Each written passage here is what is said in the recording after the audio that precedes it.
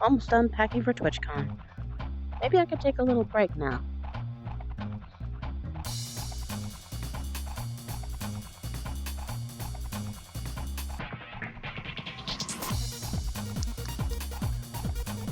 I wonder what's on YouTube right now, actually.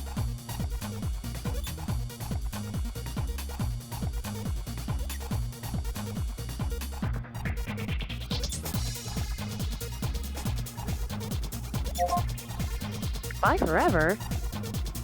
Might as well check it out.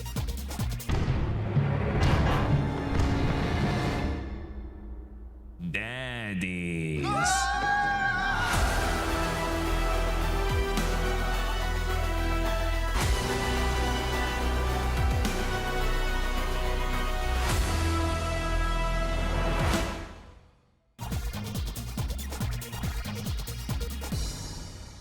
My past has come back to haunt me.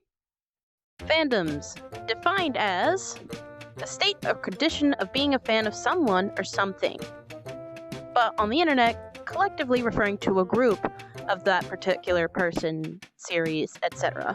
So, I've been in a lot of fandoms over the years.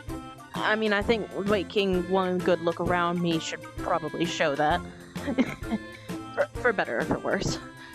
But there's one particular fandom that I was in, and I say was as in I was very active. Not leave entirely, even though I might as well just call it that at this point. But I remember my time in it fondly. And it kinda led into the biggest shifts in my online career. In the weirdest way possible. I'm talking about the Dan and Phil fandom.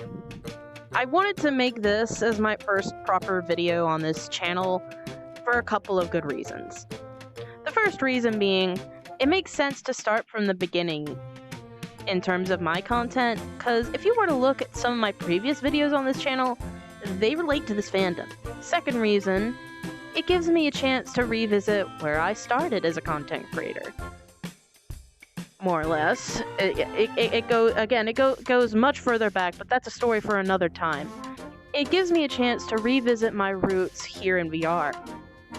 I'm doing a lot of stuff specifically for this game these days, and I think it's important to realize just how I got my start in this community. Trust me, it ties in, just wait for it. Be patient. While they technically are still active these days, part of which spurred this video, in order to talk about this fan base properly, I must unfortunately sacrifice my fashion sense for a bit. Excuse me.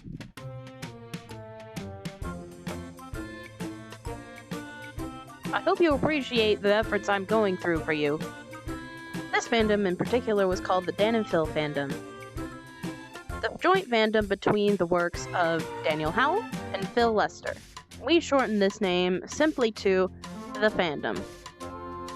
Yes, it was actually spelled like this. Yes, it did cause a minor bit of confusion with the Danny Phantom fandom, but honestly, that was the least of our worries, trust me there. While these two YouTubers are still making content today, their peak in popularity could arguably be estimated to the mid-2010s. I'd say roughly, at least from what I remember, 2013 to 14, all the way through 2018, which is when a lot of their joint content went on hiatus. There were also a couple of live shows that they did around this time, which honestly, those deserve videos on their own. So, stay tuned. Also, yes, their return from hiatus completely blindsided me as I was a few days away from TwitchCon and haven't had any time to film anything until now. The two major platforms you would find content from this fan base would be on Tumblr and on YouTube. Yes, there were a few specific ones, but the majority of fan works there would reside primarily on these two platforms, particularly Tumblr, which they would occasionally browse for videos. I personally found the fandom through DeviantArt. That wasn't the most popular place to find things relating to Dan and Phil, but I'll get back to that. I found them through a couple of cute fan arts in which they had cat ears and whatnot, along with their signature Sharpie whiskers. It was right in the middle of my anime catboy and catgirl phase, okay? Don't look at me like that, I already have my regrets making this. I remember I got particularly invested in Phil and his content specifically as opposed to Dan. I remember distinctively remembering pretty much all of his videos, starting from the beginning onwards, one summer in particular, on an old little tablet. Goodness, I had no life. As I mentioned previously, I did find them through DeviantArt, and that's where I was most active at the time. However, like I previously mentioned, that's not where most of the fandom was. So I specifically got a Tumblr account just for this fandom. And it is up to this very day. Most of the fandom was on Tumblr anyway, and as previously mentioned, they would check their Tumblr tags to see what fans had made. Why not give myself a little extra exposure? This fanbase, I would soon find out though, was pure and utter chaos through and through.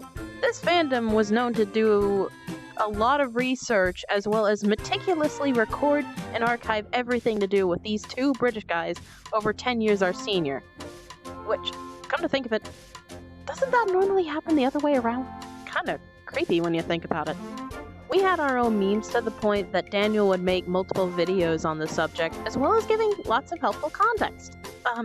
However, there is one distinct warning I must give every single person watching this video for those who are unfamiliar with their work or their fanbase.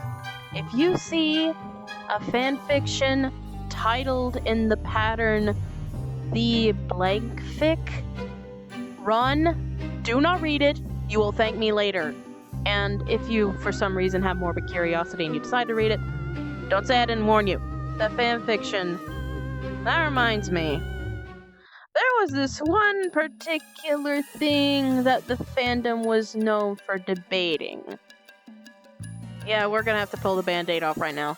In the fandom, we were more or less split into two groups of whether or not people believed that the ship between Dan and Phil, was real. Well, here's the funny part. I wasn't a fan shipper. Don't look at me like that. There were a few reasons for this. The first and most important reason, even back then as a teenager, I considered shipping real people to be kind of weird and invasive. Like, if they felt the need to tell us, they'd tell us. But they didn't. Even though they did indeed kind of confirm this years later, but I haven't watched a ton of their new content. I mean, I personally am friends now with a bunch of content creators, some of which are in relationships, some not.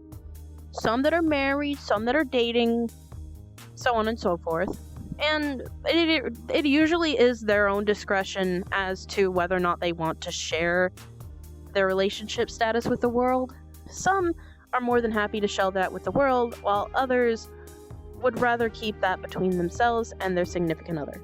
I'm saying I know both types when it comes to that. I dare say at this point in my career that's kind of already happened to me. So I can empathize with the way they probably felt around this time, and trust me, things could get uncomfortable really fast. When I say that this fanbase got invasive at a few points, I mean they went over the tiniest, sometimes private details between themselves and other creators with a fine-tooth comb just so they could find proof. Dan and Phil themselves would not discuss this matter openly for many years, which gave fuel to the fire on both sides as to whether or not the ship was real. However, post-hiatus, they have since confirmed that the ship was real at some point, but even now they still keep the details regarding that pretty private. Which, fair, after some of the stuff that the fanbase pulled, I don't blame you. I have my own personal reason too, and that being, I had the biggest crush on Phil when I was younger. He was cute, a massive nerd, he liked puns. Wait a minute. That kinda sounds like someone I know. Yo, Polly, check out what I found! You want a piece of this? What are you wearing? Oh, sorry if I butt into your slice of life.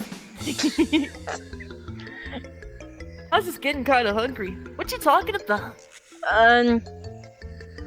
My cringy past. Oh, that sounds cool. What's it about? It's about how I got here. In VR. I'll listen. Alright. Yeah? Then stay over there for me if you don't mind. Yes, you can have the pizza. Can I still have the pizza? Yes, you can still have the pizza. Let's go! But, moving on. However, if I wanted to stand out in this fandom, I'd have to get really, really creative. To summarize, for those who weren't in the fandom at the time, there were a lot of really, really good 2D artists.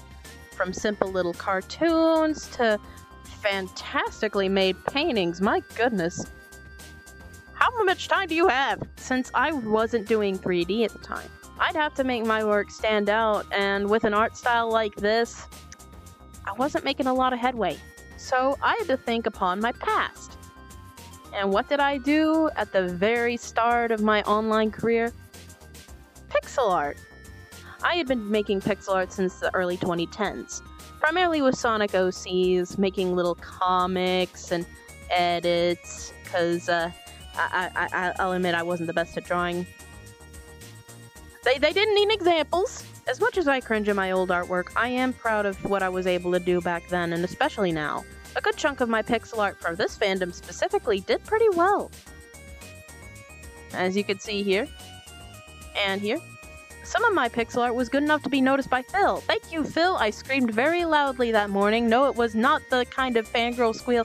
It was a scream of shock and terror, but in a good way. Also, don't look up the name associated with it. I was still a weeb that hadn't rebranded yet. I did even have some bigger, more ambitious projects involved using my pixel art. Now this one, you probably hadn't heard of before because it never got finished. The amazing fan game is not on fire. My own personal project that was a side blog next to my Tumblr.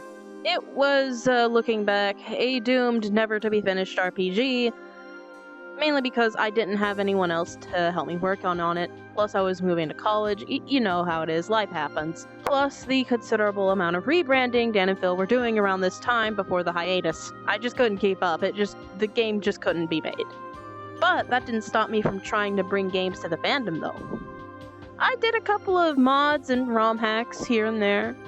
Also never finished, but doggone it, I don't have time to draw all these frames. Same reason for Tapkanoff never being finished. Now this is where we get to the important part of the story, so pay attention. I was finally considering learning 3D again. I had tinkered with Blender a bit in middle school, but I never really got the hang of it because the tutorials at the time were kinda non-existent. So, best I could make was like a half-finished duck. Yeah, that'll work.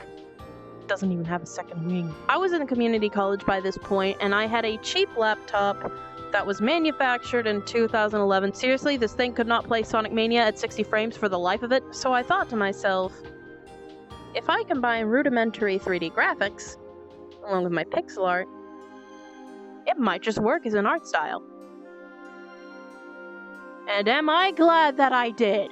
With the help of a tutorial that I finally found using an older version of Blender, I was able to finally learn the basics of making models. From scratch, no less. Take a lot of experimentation, mainly with this form you see before you. After making that first model of myself, I immediately made models of Dan and Phil. In fact, the first couple of renders I did of their models got liked by Dan. Thank you, Dan. You started a 3D artist career that day. I even 3D printed the models I made of Dan and Phil during my junior year of college, as I was learning that at the time. I don't think I ever remembered to finish painting them though. Whoops. Oh, I just remembered I had some unfinished animations of them too. Today, we are actually putting our knowledge of this land to the test, yeah. You know, considering my skill level, that wasn't half bad lip sync. And now we get to the really fun part of the story where the title of the video starts to make sense. On that note, I can finally take these clothes off. 1 second. So, how did I find VRChat exactly? Well, if I can remember correctly, this was early 2018 as well. You know, around the time that this little fellow was running around causing chaos. Look, I'm a Sonic fan. I found this hilarious. I was definitely entranced by the hype of this game. Like, it was the dream game I've always wanted to play. Now, VRChat has a desktop mode. You don't need VR to enjoy it. So, with that, I signed onto my laptop to make a VRChat account, only to find out I had nowhere near the system requirements to even load into a map.